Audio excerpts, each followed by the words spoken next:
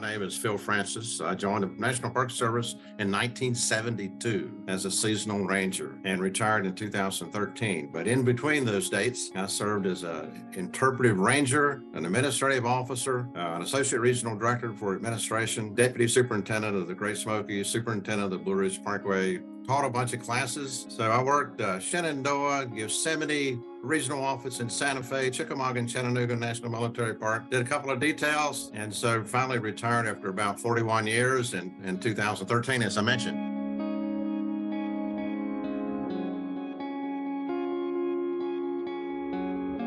In 1972, as a seasonal ranger at Kings Mountain National Military Park, I remember going to work on that very first day. It was June the 4th, 1972, I believe. It was a great beginning, and I found that I grew to love talking with the visitor, especially young people. And then dressing in period costume, did a little law enforcement ranger work, which I liked the least probably. And then I got a permanent job as an administrative officer at that very same park. And then in 1978, I was selected to go in the administrative intake program.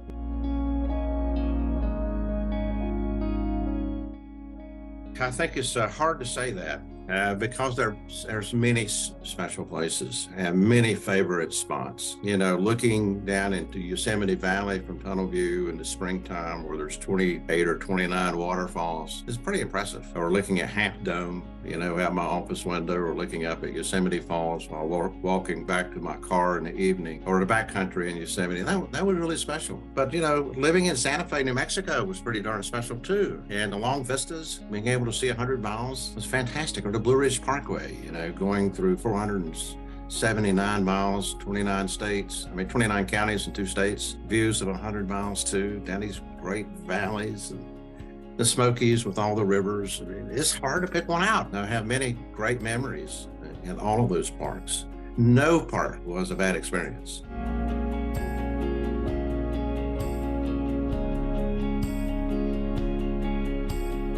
Well, I joined the coalition because of my concern about the lack of funding.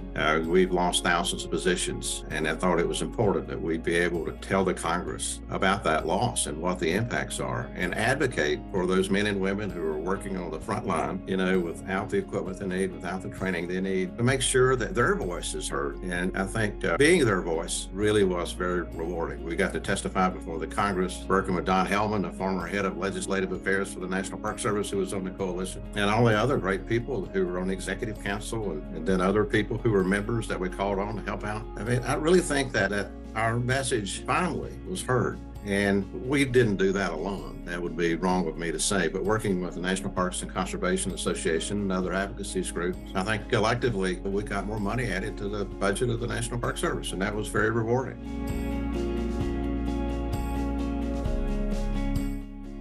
There is a great story to be told in America that has never been told, and how important the natural and cultural resources are in the story of America. All of the story of America, not just part of it. I grew up learning part of it, but it's important now that the rest of the story be told.